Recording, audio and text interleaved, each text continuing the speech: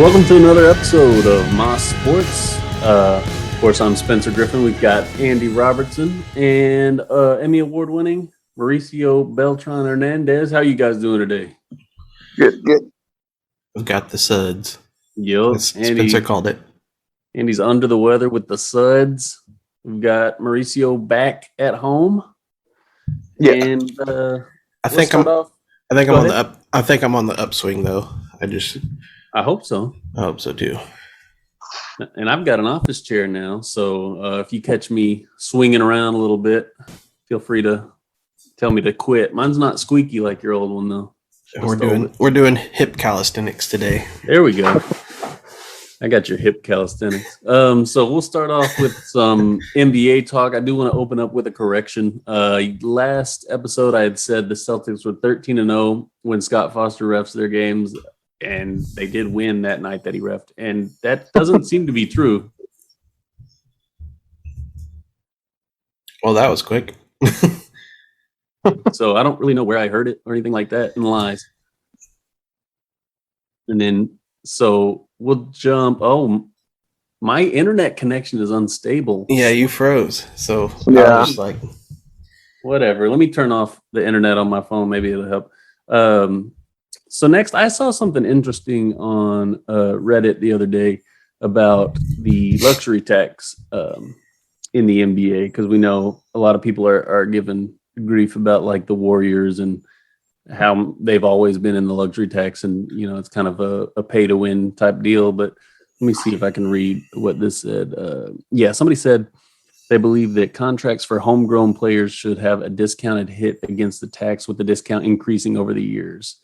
It would help smaller market teams retain their players and build around them without excessive luxury tax penalties. Reward players staying and make it easier for teams to enable that. What do you guys think?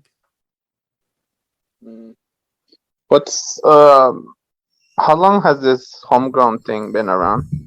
What do you mean? This homegrown thing you mentioned? Oh, no, I think it's that was not. just a suggestion That's that the someone idea, was making. yeah. Mm-hmm. Oh, okay.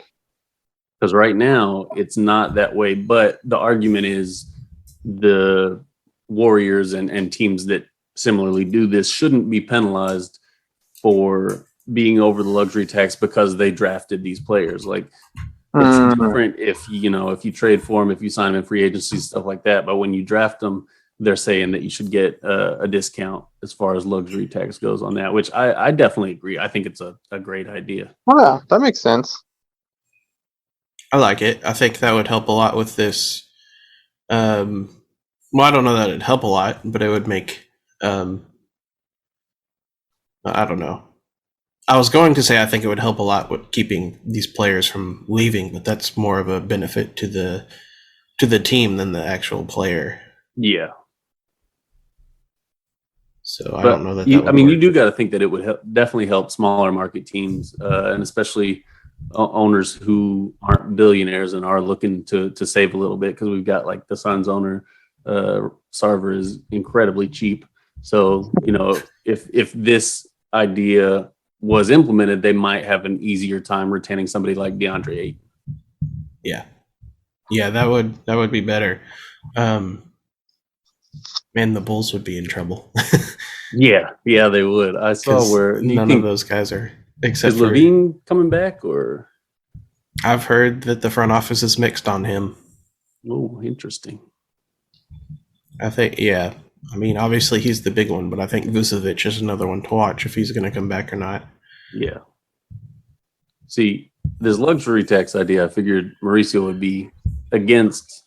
Sorry if you can hear my son. I figured Mauricio would be definitely against it because the Lakers aren't really known for that. You know, they're kind of the ones that are paying this penalty. and bringing in guys, LeBron, Anthony Davis, just really always bringing in talent rather than drafting it. But I was just interested to get your take on it.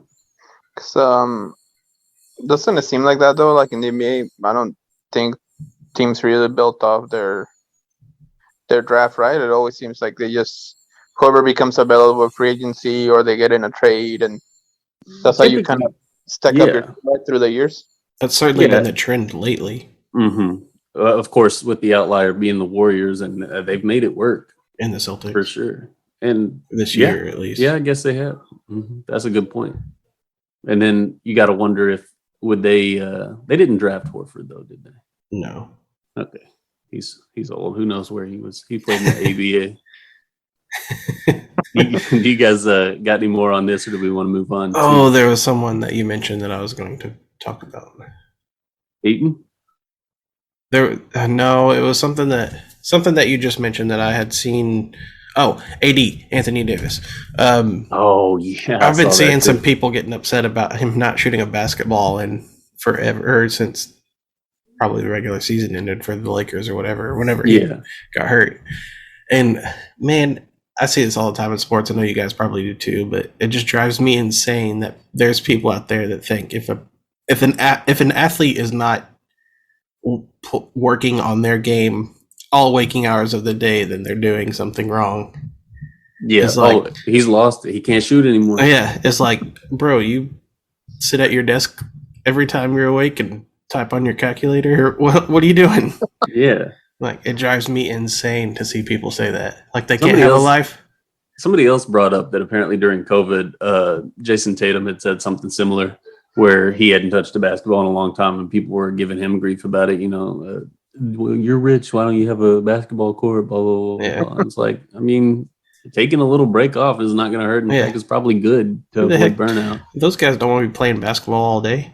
No. It's like the baseball guys. They probably don't want to see anything to do with baseball in the 3 months they get off the whole year. Exactly. Yeah, they're going on vacation and not sitting around just studying the game those 3 months. They get plenty of that during the regular season. Mm-hmm. Yeah, I don't know. I guess it would make sense, because if I was a team of the owner of a team or something like that, I would be mad if they weren't practicing every day. Because I'm like, where's my money going? You're not working. You're burning money. Whatever. As long as they're putting up points in game, which he's not, because he's always hurt. But maybe you don't want him touching the basketball, because then he'll get hurt. You're like, if you're not working, I'm sending you to the Charlotte Bobcats. Second mention in 2 episodes. Nice. We're keeping the memory alive. Yep. I started a 2K franchise, or my league, with the Bobcats as an expansion team because of last episode. They're doing good. Second year, I think we made 500 and got in the play-in and got the 7th seed. So nice. That could never happen. A bunch of guys on 1-year deals. Oh, that makes sense. So let's switch gears to the Draymond Green podcast. I know Andy's got some stuff to say about this one. Is this affecting his game? He has been sucking pretty hard lately. I wish people would quit starting podcasts. Right. Anybody can podcast. You can just sit down and talk about sport. Like, you can talk about anything. It's so stupid. Everyone gets on. Everyone's doing it. It's so annoying. All these jabronis just starting their podcasts with a bunch of friends. How dumb. A bunch of no-name people and drinking their Starbucks on camera. And yeah. Who are these people? In all seriousness, no. I did see on all seriousness, no. There we go. In all seriousness, though, I did see a tweet the other day, and I mean, it makes sense. Sam Esfandiari, probably butchered his name. He said MJ gambled till 4 a.m. the night before before finals games. Rodman left town to smoke cigars with Hulk Hogan on WCW Nitro. I don't think Draymond talking on YouTube for 30 minutes sober in a hotel room is why they're losing, guys. I kind of agree with that sentiment. I'm going to sneeze here in a second. Give us a ASMR sneeze. Loud. I think ultimately, if it was a problem for the Warriors, then they would tell Draymond to stop. Like, that's the key thing for me. Would they though? I think they would. I think if he's getting in the way of them winning a championship by doing this, I got to think that Klay Thompson, Steph Curry would go up to him, hey Dre, like, can you wait for this until after these finals? Like, I mean, it's well, fine. I mean, he has been an integral part of them winning multiple championships, right? So it is kind of hard to. I could see where it would be hard to approach him about that, and just the way his personality is, and he's like one of the leaders on the team. I'm not disagreeing with you. I 100% agree with you. I just want to kind of play devil's advocate here. Yeah. So I got a couple of things. One, I guess the reason that people see it as bad is because it's available to them, to the people that are criticizing it, and it's immediately after the games. I mean, we're talking right when he gets back to the hotel room. He's recording these. And he seems to care about it a lot, which I mean is fine. But also, you brought up, or Esfandiari brought up MJ and Rodman. Well, Draymond's not MJ, and Draymond's not Rodman. He relies on a little bit different skill and mindset for his game. So I personally don't think it's a big issue, but is Draymond. So I'll make an exception and hate it, because it's easy. He's an easy guy to diss on, but I mean, you can't deny that the last few games have been just god awful from him. He even went so far as getting benched in crunch time in game 3 in the fourth quarter. So, yeah, something I was watching recently brought up the fact that like Draymond was saying, "Oh, this is what the Celtics did well," and all this stuff. And I haven't watched the podcast. I don't know what he's talking about. So if he is saying that stuff, then I can see where people might get upset. Like, oh, you're giving up secrets of, or like you see what we as the Warriors are struggling against when what the Celtics do. But I mean, like I said, I think if they had a problem with it, then they'd probably tell him to stop. Yes. Yeah, hearing this? A little bit. Not too bad. Shut up since we got back from the beach. All right, sorry, I interrupted you, Mauricio. What were you saying? Oh, I was just wondering, like, how much stuff the NBA team limits players on during the season. Yeah, we got to think this wouldn't be one though. I mean, he's not going out and doing anything active, and really, he's not even leaving his hotel room. So I guess it, compared to what he could be doing, it's fine. It's like what was it in the WWE? As soon as the Twitching and podcast and OnlyFans accounts and YouTube channels started to become a problem for them, they got rid of all of them.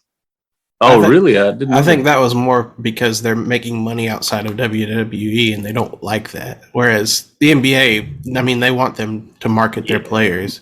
Yeah.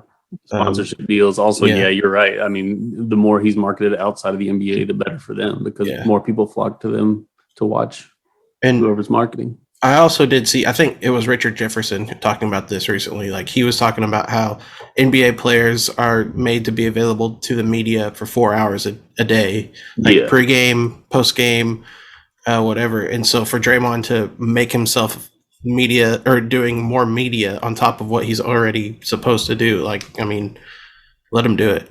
That's a great argument. Yeah. And just a side note, Richard Jefferson, some of these old players, Richard Jefferson and JJ Redick especially, both have been tremendous as far as podcasting as well as going on TV, and they've just provided such great insight to the game. It's pretty refreshing to see. Of course, you've got the flip side to that with guys like Kendrick Perkins and but it's good to see them give some great insights. Here's the thing, like, you gotta do when you're in the finals, like, you gotta really just concentrate on it, like, no cell phones, and then the team is just like, when you're at home, you stay in the team facilities, no going in, no going out.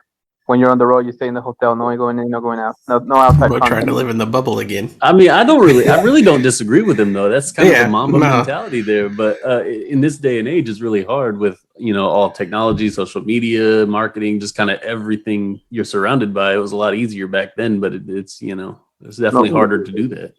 Box meals, that's it. Have a scoring update for you guys if you care. It is with it. Arkansas with a 2-run tank. Braden Webb, I think. So 2-0 Arkansas in the 5th. I appreciate that. Yep. Is that best of 3 or is that like a best of 7 deal? 3. 3? Oh, okay. So and they're up 1-0. Yep. So they could go home.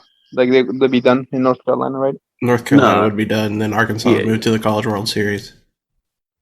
Just to stick with the Warriors, just stick with the Warriors here. They did tie the series up 2-2 in Game 4. Curry just went crazy. He's inhuman. I think he had 43 points on some insane efficient shooting, and he was doing it all, especially because his team was not picking up the slack. We had Draymond Green not doing well.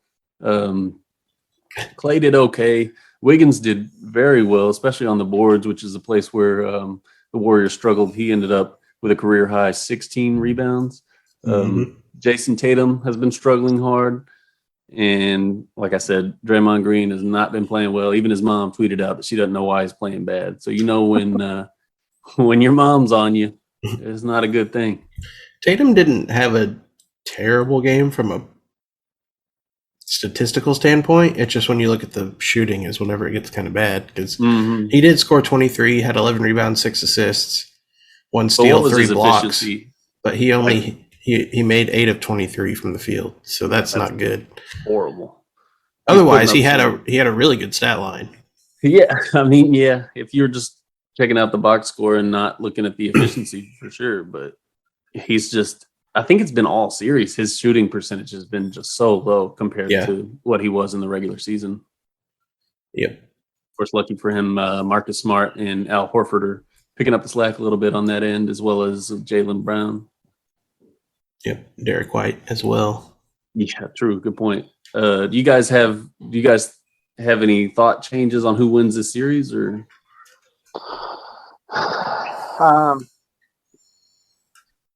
I still think it's gonna be the Warriors, but probably in like 7 now. I thought you said Celtics in 5 last time. Did I? I thought you said Warriors in 5. Oh, we're gonna have to rewind the tape because I am almost positive he said Celtics in 5 just to mess with me. Okay, let's go with Celtics in 7 then. Okay. Just to cover our bases. I got you. We're going to have sound bites with you saying every single possibility, and then we'll just come out with the one that happens. With the right one? Mm-hmm. Yeah, I'm actually surprised the Celtics are very competitive in this. I thought they were going to be a one-sided, I kind of did too.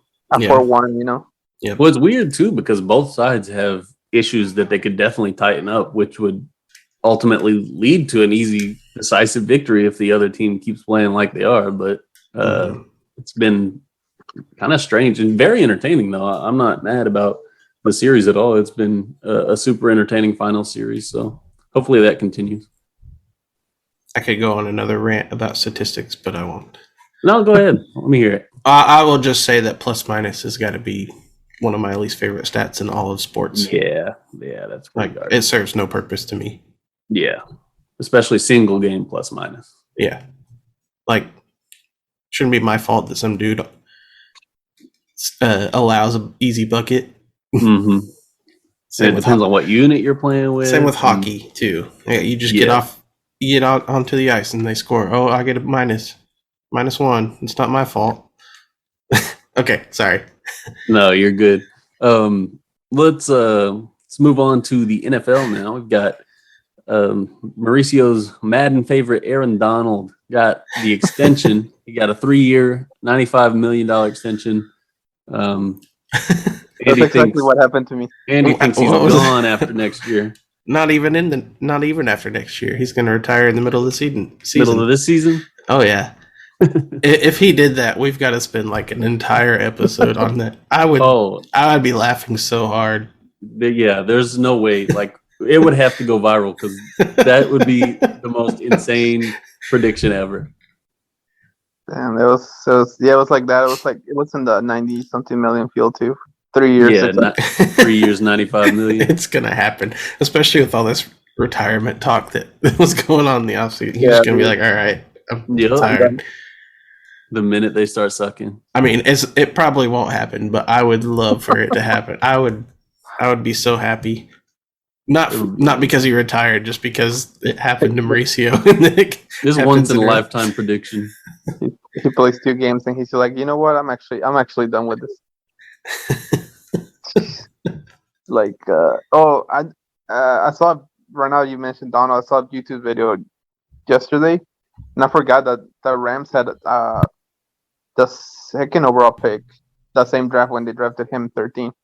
Oh, really? Who did they You get remember second? who they drafted second overall? Oh, wait. Let me try to guess. Was it Jared Goff? No. What year was that? Was that Bradford? No, that was it was I think the year after RG3. Because I feel like I was watching this video too. I feel like I know who it was.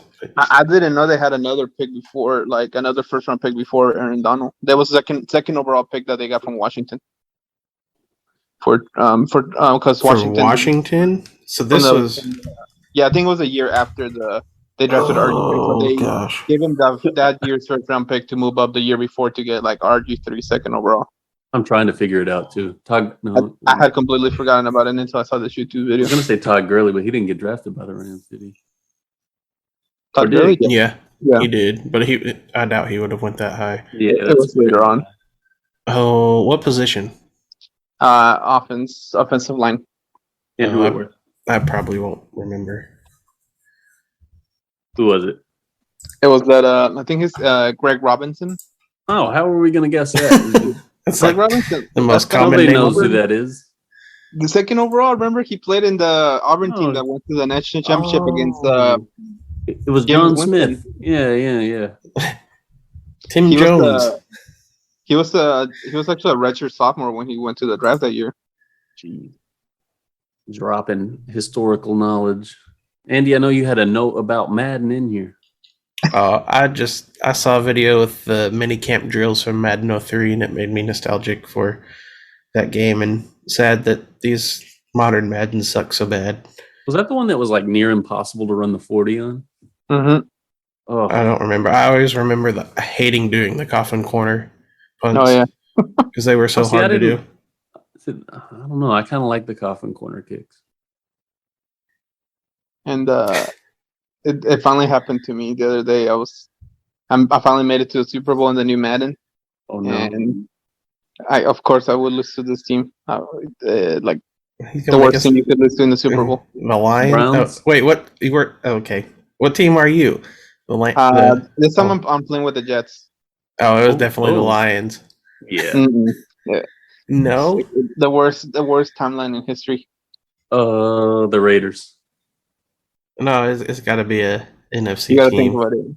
A team I'm that horrible with. I don't know who it could be. Patriots. The other team that America hates.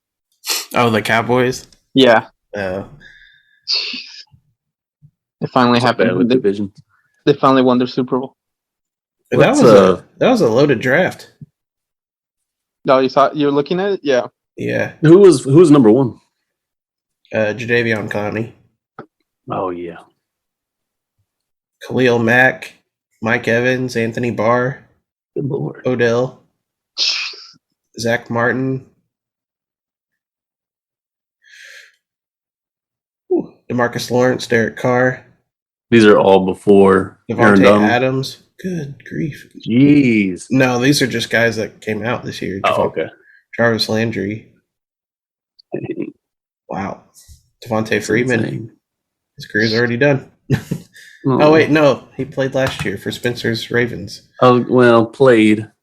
Yeah. He's old for a running back. Because the Robinson guy didn't pan out. Like, he was... You don't say. Imagine they drafted they didn't draft. They got that guy from the free agency, the Whitworth guy, and the left tackle, the 40-year-old guy. He's a likable guy. From the Bengals to replace this guy, like before his final year of his contract. Oh wow! And then they sent them to the Detroit Lions. They're like, "That's your punishment." What a way to go! But I'm like, I looked at that and I'm like, man, they could have drafted like Odell Beckham or Jarvis Landry or one of these other guys at second overall. Did the Rams just send all their castaways to the Lions? Oh yeah, dude. Yeah, Jared Goff, he went there too. That's what I do in Madden. I either send them to the Lions, or I send them to like the Vikings sometimes. Yeah, I'd send them to Buffalo. Nobody likes being that cold. Good way to get rid of players. Let's stick with the Rams, though. Your boy Cooper Kupp got an extension as well. 3 years, $80 million with $75 million guaranteed, which is the most guaranteed to a non-quarterback offensive player in NFL history. Mauricio? He's going to get traded. If they do what I did, like the last year of his contract, they're going to trade him to the Chargers. But then, out of necessity, the next year they're going to trade back for him. How are the Rams affording all this? Like, do they not have a crazy salary cap issue? You would think, right? Because there's so many players that are like their contracts are like really top heavy. Mm-hmm. Like, how are they spreading this money out? You know. But I guess you could I guess you could spend all this money on like, I don't know, 4, 5, 6 players. Yeah. And then the rest of the roster is probably made up of like, Yeah. rookie contracts But I mean, you still have two, like Jalen Ramsey. You got Matt Stafford. Let's see, that's Kupp, Donald. That's 4. And then they have. Who was that linebacker they signed this year? I was just gonna say they had a linebacker or a defensive lineman, maybe both. Oh, Bobby Wagner. Yeah. Or was it? Didn't they also get? They got somebody to play alongside Aaron Donald on the D line. I thought it was from the Raiders. No, the Cardinals. What's that guy's name? John Jones's brother? No. Yeah, he went to the Raiders. Chandler Jones. Oh, he went to the Raiders. Okay, that's what. Okay, that makes sense. And my wires crossed there.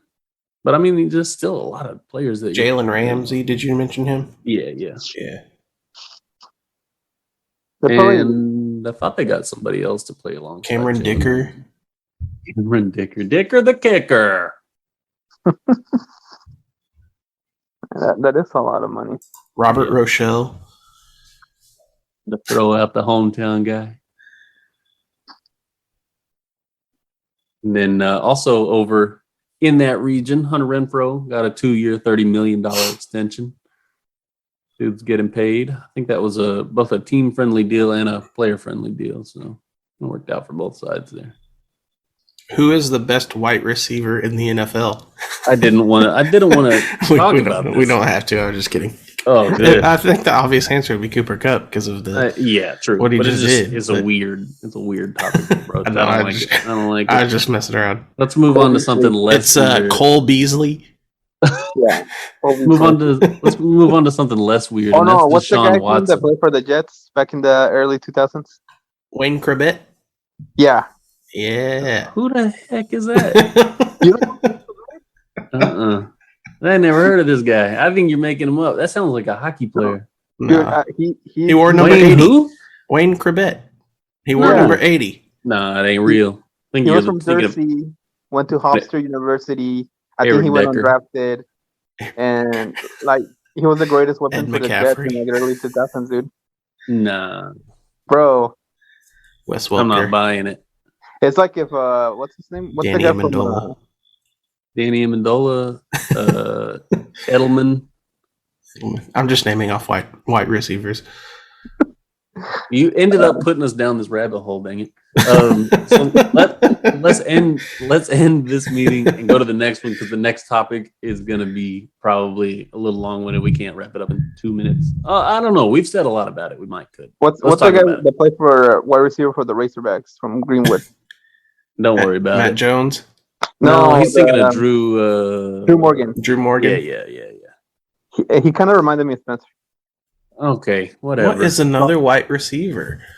What do you mean? There's a ton. I'm trying to think of them. Oh, the TN guy from Minnesota Vikings. Oh, Adam Thielen. Oh, Adam Thielen. Yeah. Oh, that's a good point. Stop. Will you stop? I thought we weren't going to do this topic, and y'all have made me do it. So quit. We're ending this one, and we're going to the next one. I'm having a good time, though. Jordy Nelson. Nah. Joe Juravicius. He used to be good, I guess. Ricky Pearl. And I guess if you wanted to get into tight end territory, most of those guys are white. Brandon Stokely, Travis Kelce, Robert Gronkowski.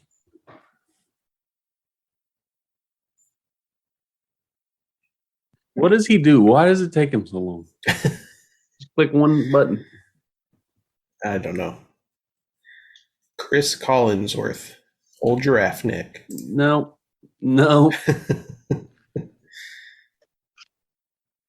Fred Boltnikoff. Right. He's here. Oh, Hunter Henry. Steve Largent. We were just talking about if you wanted to go down the tight end route, you could with like Kelce and Gronkowski, but we're not going to because we're changing the subject. We'd be here forever. Most of them are. We're changing the subject to Deshaun Watson once again. Andy, I'll let you take this one. So I'm probably gonna mess up a lot of this, but there were like 66 total women have come out against Deshaun Watson, I think. 66? 66, yeah. This number has gone up. No, last I saw it was 24. Well, I don't know that those are like the civil cases. Deshaun Watson met with at least 66 women for some massages, I guess. What in the world? Okay. Yeah, and so that's why I kind of put this in the notes, and then somehow the Texans are complicit in this, or they could be complicit in all of this because of allowing him to go see these masseuses. Yeah, I think I saw. Is that what it? Or is it masseuse? Mice? Mice? Masai? Masseuse? But no, I did hear where the Texans apparently like set up to where he had like his own hotel room and then like another one specifically for massages. So they could be complicit. That's messed up. Yeah. And I did add this just for the sake of conversation because I did see this was a topic of something that people had talked about, and I did see someone say it on Twitter. If at the end of his contract, which this doesn't make sense to me why the person worded it this way, because obviously this wouldn't work out. But at the end of Deshaun Watson's contract, if he has not played another down in the NFL, should the Browns be recouped for what they traded away? Heck no. If anything, they should be punished more for the conspiracy to manipulate the league with that disgusting $1 million a year contract, because they knew exactly what they were doing. Yeah. And it's the Browns. We hate the Browns. I think I read something that it also happened in team facility. Oh yeah, I think you're right. I do remember seeing that. Yeah. That's the other thing, like that they kind of knew. They kind of knew like what was going on in a way too, because it was happening in the team facility as well. There's still a lot unfolding here, because I just read something this morning or last night that said like he would bring. I don't want to get too much into this because it's gross, but he would like bring his own towel, so like he wouldn't leave anything behind. I was like, dang, like it's getting worse and worse the further it goes on. So I think you're right. I think like I don't think he's going to play another down. I think he's got to be done, and I don't see them recouping anything from that trade. No. I need a shower now. Yeah, right. It's awful. So yeah, let's just move on from that, and we'll go to the MLB. A little more lighthearted, still at somebody else's dismay. But Andy last week had an amazing Freudian slip. He said Joe Madden when he meant Joe Girardi. When they got fired. And guess what? Madden's been relieved of his duties, and the Angels went on a 14-game losing streak. But, I mean, it's over while playing Nickelback songs as players walked up to the plate. So, yeah, good job. You're the new Nostradamus here. Does Nickelback have enough songs? Oh, I'm just kidding. I'm sure they do. I got to be honest, I feel terrible for Nickelback because their music, it's whatever. It's not for everybody. But I feel like they get so much unnecessary hate just like for the memes. Yeah, I think it's a lot of people jumping on the bandwagon of, Nickelback is terrible. They have some songs that that are some bangers. Yeah. Not all of them are good, but... No. Like, and it was an era of a certain sound. So that one song is like, "Never made it as a wise man." Oh yeah, never could it as a poor man stealing, and this is how you remind me. Like, that song's a banger. Play that on. Get mixed up with Creed. Hey, I mean, the same thing happened with Creed too. Yeah, like I agree. Like, Creed has some bangers too. Just people. Wait, what? I think the one I just sang was Creed. No, that was Nickelback. Okay. Because I started it and you ran with it, so we got it. Yeah, I don't know. I get them mixed up. not we were talking about Joe Madden? Yeah. So yeah, their Angels are still somehow second place in the division, which is wild. Nalgas. Oh, he's making it work. He's making it work. We're gonna see a trending hashtag of Nalgas. I kind of feel like Joe Madden was a little bit of a scapegoat in this situation. Yeah. I mean, yeah, they were on a 14-game losing streak, but that front office continually doesn't build a good roster. They have Mike Trout. They have Shohei Ohtani. That's about it. Mike Trout has only played in one playoff series his entire career, and he's the best player in baseball. So he's got like over 100 drawings made of him. Yeah. So, I mean, when arguably the best player in baseball has only played in one playoff series, it's not necessarily the manager's fault. And Madden gets a lot of flack for his days as a Cubs manager as well. I knew you'd have some additional insight with that. A lot of people say that he made a lot of poor decisions in the World Series, and I didn't agree with a lot of them, especially Game 7. But I mean, at the end of the day, because I even saw after he got relieved of his duties with the Angels, I saw someone question his Hall of Fame status, and I think just by winning a World Series with the Cubs alone, I think is probably enough to get him into the Hall of Fame. And then breaking that streak, and then what the Rays have been able to do under him, and then continue to do, which I know, again, kind of similar vein. It's more a testament to the Rays front office than what Madden may have done. But was that the Evan Longoria Rays? Yeah. Okay, I thought he was the manager. Then I just didn't want to get it wrong. David Price, Evan Longoria. Yeah. Okay. But yeah, we'll move on to some more. Well, not that it's bad managing from Joe Madden, like you said, but we will move to some really bad managing here in a minute. I do want to mention though, this weekend my mom is actually back. She didn't stay for the third game of the series, but my mother this weekend enjoyed two Cardinals baseball games live in St. Louis. And were they enjoyable? Oh, they were, because they won both of them. The second one on a walk-off from, I can't remember the man's name. Lars Nootbaar. Nope. He's at AAA. It's like Edmondson. Oh, Tommy Edman. Yeah, I saw that. Yeah, there we go. I've got him on my fantasy team. Yeah, they got to see that. And on Wednesday, too, Yadier Molina got his first strikeout as a pitcher. She wasn't there for that, but she got to sit right behind the Reds dugout. In fact, right to the side of it where they kind of hang out by the cameramen. And Tommy Pham was standing there. And she and her boyfriend actually yelled, shout out to Stan for doing this.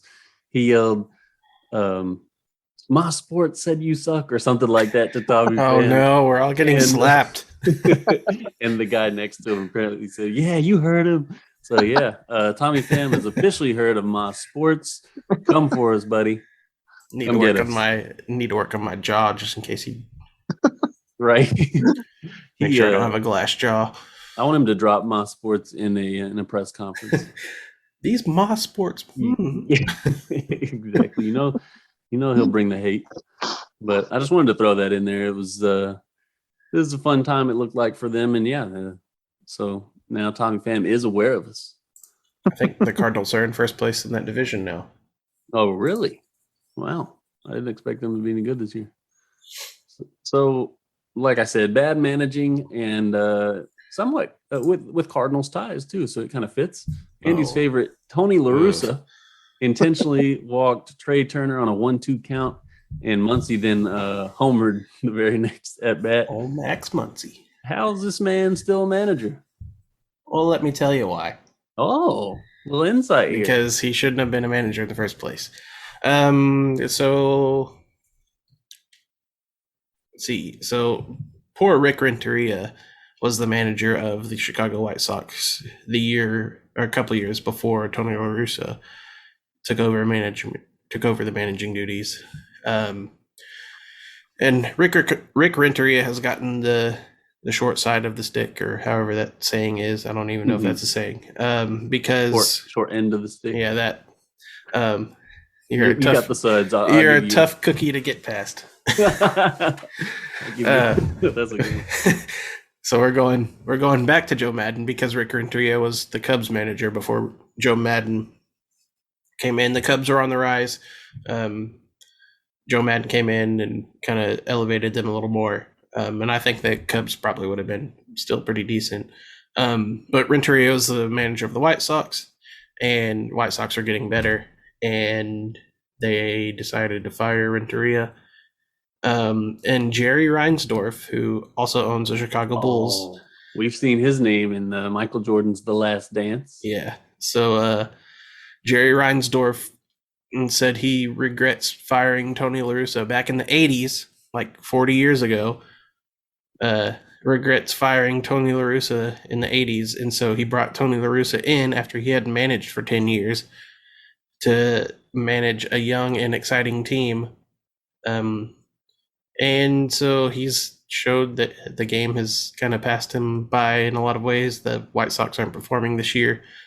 Jerry Reinsdorf is the same owner that allowed Gar Forman and John Paxson to ruin the Bulls for a long time and left them to do what they did. And that was a long time. There was a fire Garpax billboard up for years. He let that go on for a long time. So, I mean, this is just a product of being a fan of a Jerry Reinsdorf owned franchise. Tony La Russa should not be a manager in the major leagues at this time. And intentionally walking a guy on a 1-2 count is idiotic, when I think his explanation was that Muncy it was a lefty pitcher on the mound. Trey Turner's right-handed, Max Muncy's left-handed batter, or something like that. I don't exactly remember the situations, but he was trying to play the percentages, but it didn't make sense when you have a 1-2 count, because the percentages of getting a hit with 2 strikes are a lot lower than they are on a 0-0 count. And Max Muncy homered, 3-run homer, and then yesterday, White Sox fans were chanting "Fire Tony," because I think they gave up a lead to the Texas Rangers, and I think they ended up losing that game yesterday. So I got a couple things here. So one, Tony Russa's obviously old and senile. He probably fell asleep at the beginning of the at-bat and didn't realize, I meant to walk him. Or he was drunk. Or that. But second, I think it kind of sucks for the pitcher here, because obviously he's done a good job at this at bat. He's got 2 strikes on the guy. La Russa calls for the intentional walk, and with the new rule now, the pitcher can't go against him and throw a fastball outside or anything like that. He has to, because you don't have to pitch anymore. When you go intentional walk, you just send him on. So I kind of feel for the pitcher there, because if that wouldn't have been the rule, I have a feeling that pitcher would have done it anyway. But that's just my thoughts. And then also is there an advanced statistic for your manager being an idiot? There's got to be. Like, you're talking about you feel sorry for the pitcher. Like, if he would have pitched to Trey Turner, he would have probably never given up a 3-run homer. Exactly. Like, his ERA increased there. Yeah, that shouldn't go against him. Okay, sorry.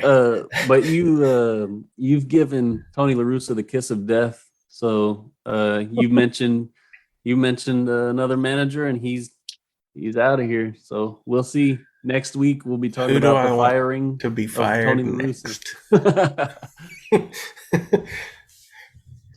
You got anything on all of this, Mauricio?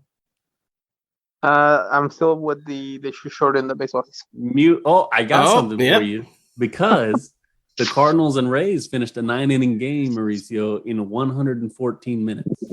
It's under 2 hours. Yep, under 2 hours. It should be like that. It should be like 45-minute games at most. Okay. But under 2 hours, I mean, you're getting what you wanted. You should simulate MLB The Show then. Man. Yeah, it's too long, bro. Let's or maybe move on. like they should do half of the season at the beginning of the year, take a break, and then come back and finish the second half. Oh, let's move on to some bad umpire. Little Angel Hernandez action. Andy, what's he up to?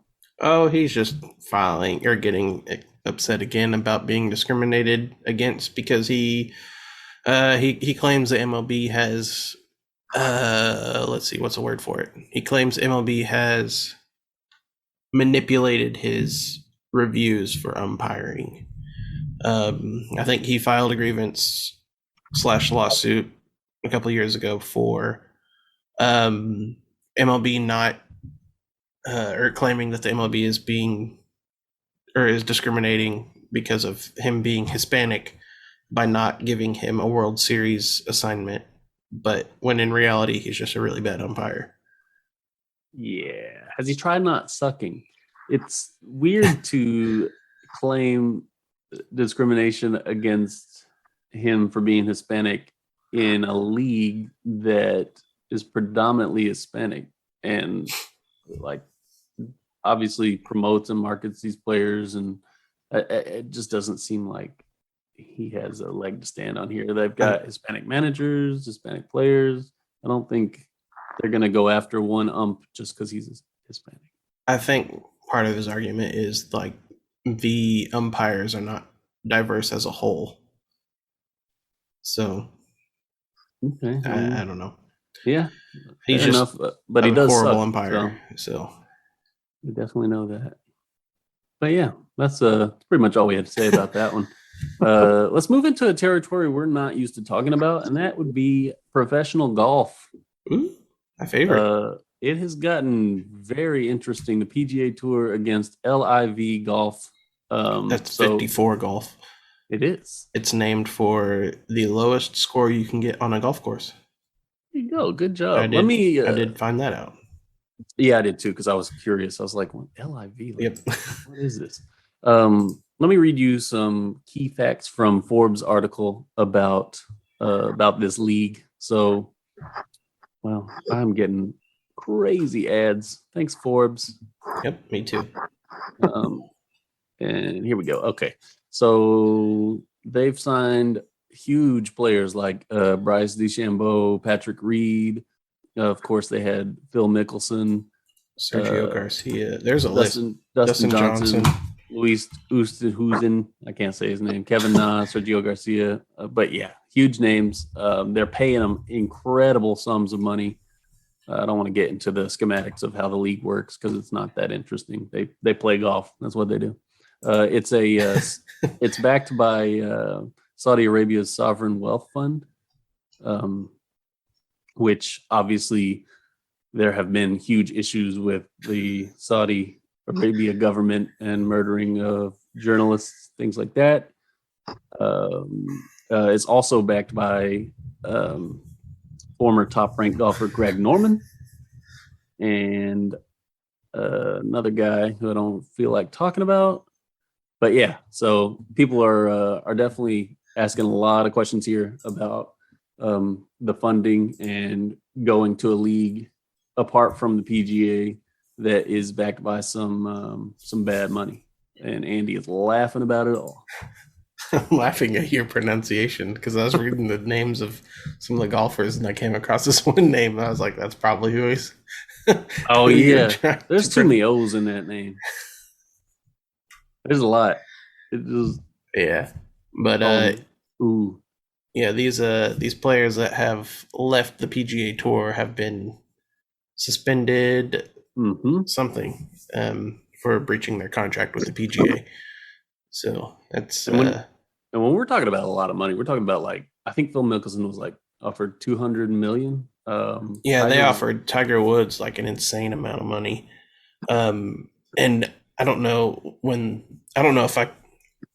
how true this is, but I did find one day that they were offering payouts for winning the different events. Like, they do. Yeah, it was like $20 million until the final event the payout was $30 million. Yeah, it's insane. They're throwing stupid money at this, and it's obviously working. I guess money talks a lot of times, but these players are being dropped by sponsorships left and right too for joining this league. Yep. And personally, rightly so. I think it's an awful idea. I can't believe it's actually working. Getting these players going from PGA to this. I don't know if there'll be, with them being suspended from the PGA, I don't know if there'll be any backtracking by any of these guys going back to the PGA or anything like that. But I mean, they've already lost their sponsorship deals, so a lot of the damage is already done. But it's just a super, super weird situation in a league. I don't think you would have expected to happen. I guess the other day I was thinking about this. I was like, man, what if the USFL had some money and they started convincing players to come over? Like, that'd be, I guess, on par of what we're talking about here. Like, it's not even, it is, but I guess without the controversy. Yeah. But yeah, that's. Are you a golf man, Mauricio? It's another sport that's been hard for me to like get into, you know. Fair enough. Yeah. It's like, it seems like it's really slow as well. Oh, you think baseball's slow? Yeah. Golf is, I like playing golf, but watching it is another thing. Yeah. I actually enjoy watching some of the major tournaments, especially like the Masters and things like that, but that's just me. So, why this is kind of rhetorical, because whenever I put this in the notes, it was kind of rhetorical. But why do jump here? All athletes play golf in their free time? Oh yeah, dude. Like, and some of them are good at it. Every single one of them. Tony Romo and Steph Curry, they're both real good. But yeah, I think they might claim that it's, and I'm gonna saddle up and get on my high horse here. So I think some of them will claim it's relaxing. I don't agree with that. It's super stressful and frustrating. So that's a bunch of BS. But it's what rich people do. So it's become the stereotypical status quo. And I think personally, it's an activity that they pursue to separate themselves from the common man using these exclusive and expensive country clubs. So pretty much all these rich people can congregate here and do this one common activity without having to be pestered by us common folk. So that's just my take on it. You're telling me that Steph Curry does not pick up a basketball every hour of his life and he plays golf? Exactly. He's washed. Man, hey, what does BS stand for? What is what? BS stand for? Why? I was trying to learn. BS? Yes. Oh, we're not. we can move on. Bria and Spencer. So you're welcome. So let's move on. I know Mauricio is going to be sad about the outcome in the NHL Conference Finals. Stanley Cup? No, yeah. Conference Finals, yeah. Yeah. Why is he going to be upset? Because he wanted the Rangers to win. Oh. Yeah. No, he said that. I don't think he really cared, but yeah. Lightning took it 4-2 after going down 2-0. Who's not going to win? The Rangers aren't going to win. Oh, no, they've already lost. It'll be Avalanche and the Lightning in the finals. Mauricio, which natural disaster is better? I guess lightning is not necessarily a natural disaster. Which weather event? Yeah, which weather event will win? I say the Avalanche. I agree. Too much power and momentum to just block out the Lightning. Who do you got for real, though? Andy. Oh, he's got a coughing fit. Is what Sorry. He got. Who do I have for real? Yeah. Oh, well, the Lightning have won back-to-back. Andre Vasilevsky seems like he's playing a lot better now than he was early on in the playoffs. And the key things I think you have to have in the playoffs are good goaltending and a good defense. They got experience too. Yeah. But the Avalanche have great defense. They have great forwards. Goaltending is not that great. So they put a lot of shots on goal. So it just depends on. I think it's going to come down to how Darcy Kemper and Francouz play in net for the Avalanche, depending on who's going to win this. I'll say the Lightning probably win it, even though I obviously want the Avalanche to win. For Joe Sakic. For Joe. And Patrick Waugh. Now we're going to get away from sports because we always do. I mean, we do it anyway. So we have thus far. What's the best sports movie of all time, and why is it Thunderstruck with Kevin Durant? Is that the movie where he swaps talent with a kid? Yeah. I haven't seen that. I've heard about it. My wife and all, we make fun of it a lot. But what's that movie with Sean Payton? Oh my gosh, him and Kevin James. That was awful looking. I can't remember that. I don't even remember. And then there was also one, the Kurt Warner one. Yeah. It's on what is on Hulu? I haven't watched it either. Yeah, I'm not gonna watch that. Kurt Warner sucks. But I did used to have his video game, Kurt Warner's Arena Football Unleashed, and it was dope. It was a direct competitor with NFL Blitz. Nice. I have never heard of it until today. I don't know. Maybe it was a poor gamer thing that I had it and I ran it into the ground. It was nice though. But I will go ahead. I was just gonna say I'll let Mauricio answer this first. I do have a real answer. Mauricio, go ahead. I know Spencer should answer. Oh, what? No, you don't. You really don't. What is it though? Air Bud. No, I did used to watch that a bunch. Touche. But no, that's too sad. No, the one for me it's always is the Rudy. Oh, he was offsides. I knew Mauricio would go with the older movie though. Yeah, Rudy is good though. I do like Rudy. Guilty for not having seen it. What? Yeah, never seen Rudy. I've never seen a lot of classic movies. Never seen Bull Durham, Cinderella Man, or I'm not huge on Bull Durham. Not Cinderella Man, $1 Million Baby. There's a lot. Well, Cinderella Man is kind of a. Yeah, I did actually see that. I haven't seen the end of it. I can't remember, so it must not have been good. I will say the new Creed, or not new, the first Creed movie I watched was really good. I'll give that some credit. What about your favorite sports movie of all time? I guess not best, because that's super subjective. Mine? Yeah. I might have to go Remember the Titans. Somebody would say that. I think I got that DVD for my birthday not too long after it came out, and I wore that DVD out. I guess you were going to say that or a hockey movie. I mean, Miracle would be the hockey movie. And that's what I figured. I loved The Sandlot growing up as well. That one, that was a tough. Yeah, that's a really good one. Katrina and I did watch this one. I don't know. It's kind of a lesser known one. Like I hadn't heard of it, called Glory Road. I've seen that one, yeah. Yeah, I like that one too. But if I were being realistic, it'd be Sharknado. Oh. Is that a sports movie? Is it because of Mark Cuban? Yeah. I saw a basketball court in the movie too, so fair enough. And I need to ruin The Lion King for you guys whenever you're ready. Yeah, after I give mine, you can ruin this because I'm ready. But I've seriously been waiting all week for that because the Creed movies are great too. Yeah, So's Rocky. I've never seen the Rockies. I've got them all. I might need to borrow that. I haven't seen 5 and 6. Oh my god! So my favorite sports movie of all time is probably, I'm not going to say lesser. Happy Gilmore. No. Caddyshack. Y'all make fun of me for it being, you'll label it a crappy movie maybe. But what's that Will Ferrell movie? Semi-pro?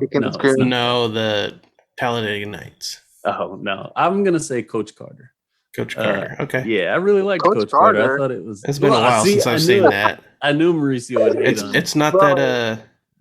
What's that? What's wrong with it, Mauricio? I don't know, man. It's too dark. It's like very dark. sad, you know? Okay. Oh, I do have a second one. I just remembered. It's Full Court Miracle. Yours is Full Court Miracle with the little Jewish kids. No. Oh, I did watch that the other day because I thought my son would love it, and it was actually kind of entertaining. But I'm going to give a second shout out, 1A, 1B, because Hardball with Keanu Reeves was fantastic. Have you guys seen that? Hardball? Yeah. Is that anything like The Big Lebowski? No. Ooh. Oh, Fight Club, does that count? Oh, geez. Now there are so many good ones we're throwing out. I'm sticking with Hardball since Mauricio won't let me have Coach Carter. Y'all need to watch Hardball, though, for real. You might cry. That one? Does the Fast and Furious count? No, absolutely not. It's not legal racing. But they're racing. It's illegal. Ruin the Lion King for us real quick. Okay. So if you ever watch Lion King ever again, just know that there are 2 adult males in the entire movie until Simba turns into an adult. 2 adult male lions. And there's so Mufasa and Scar. And yeah. And so they're all rolling around, or all these lions have in the pride, or 2 male lions, a bunch of female lions, and just 2 male lions. And so next time you watch, I pulled this out because there's a purpose for this. No, I know what you're doing. Next time you watch The Lion King and you see Nala and Simba rolling around for Can You Feel the Love Tonight? Just okay, I'm done. That was amazing. I didn't even think about that. Maybe the other dudes just aren't on camera. I mean, they didn't want to be filmed. Is The Lion King a documentary? Oh, is it not? I'm sorry. Jeez. What a great take to the sports podcast. Okay, sorry.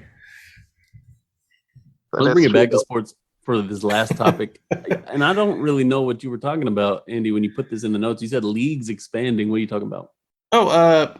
So I wrote a column over this because it seems like there have been a lot of talks for leagues expanding, like the NBA, MLB stuff in recent years. The NHL's at 32 teams, NFL's at 32 teams.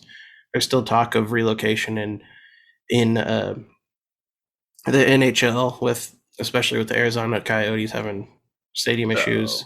NFL's talking about going overseas, and NBA is considered Mexico City. Yeah, and I don't know. I just thought it'd be kind of a thing to talk about. I kind of like it. I thought you were talking about the MLFB. Have you heard about that? Major League Football or whatever. There's apparently a team coming to Little Rock. It's another Arkansas Twisters. Well, I guess it's another pro NFL or pro football league trying to have. I don't know why they're all doing it at once. Crazy. And it obviously doesn't work because we saw the AAF and the XFL both flop, and they're bringing the XFL back, and they got USFL, which surely isn't doing good, and now the MLFB, and you've already got the Canadian whatever it is football league. Yeah, and arena football. We need a Saudi-backed football league No, don't encourage them. It's too dang hot over there for that. I'm not saying. Well, they're playing all these 54 golf. I'm an idiot. Yeah, they are. America. I'm sitting here thinking they're playing all of them in Saudi Arabia. I mean, I think there's one in Saudi Arabia, but one event. But oh god. But which if let's say the NFL does go overseas, what city in the world would be coolest to have an NFL team? And take logistics of travel and all that stuff out of your mind.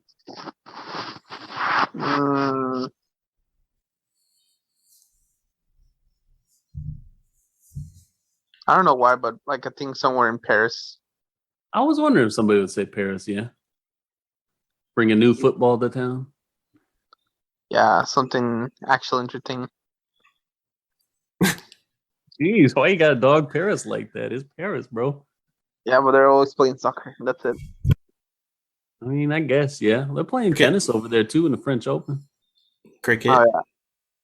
Cricket, yeah. Yeah, I was thinking. I have a couple. I did mention Mexico City. I think it would. I think that would actually perform really well there. But I think the coolest one I would think would be if they put an NFL league in like Tokyo or something. I think that'd be pretty sick. Yeah, I don't know that it'd catch on though. You don't think so? I mean, it might, but I think baseball's pretty huge over in Japan. Yeah, that's true. That's true. And I mean, and I guess I'm comparing it to Hong Kong because Hong Kong didn't really have any athletic events besides horse racing. Yeah. I mean, if you could repurpose Olympic stadiums though, right? Yeah. Depending on where you go. So, I mean, that's always an option. Can we move Dan Schneider to Beijing? Yep. Sure can. Wait, did I say Dan Schneider, the Nickelodeon feet fetish dude? Move him too. He's weird. Yeah. Did they? Yeah. What? I mean, yeah. Dan Schneider. Move them both. Move them both. The Dan Schneider toenails. We've just we've covered foot fetishes. We've covered all kinds of stuff. But we haven't covered Mauricio not eating his chili rellenos this freaking podcast. Where are they? Where are they? You got to go get them. Need to make some. We can definitely talk about this expansion in another episode some other time because I think it would be fun to talk about, like when we don't have a whole lot of stuff to do to talk about. Yeah, but fair enough. We'll get on to this chili rellenos. I brought up what? I said, I know you brought up before, if we run short on topics, we could always do a little GeoGuessr or Sporkle. Yep. That'll be a good time. That would be a good time. I would enjoy that. Yep. All right. Well, I think that's going to do it today. This has been the complete episode of Moss Sports. So go listen on wherever the heck you've been listening or watching. Go check us out. And so that'll do it. See you guys later. Yeah. Bye.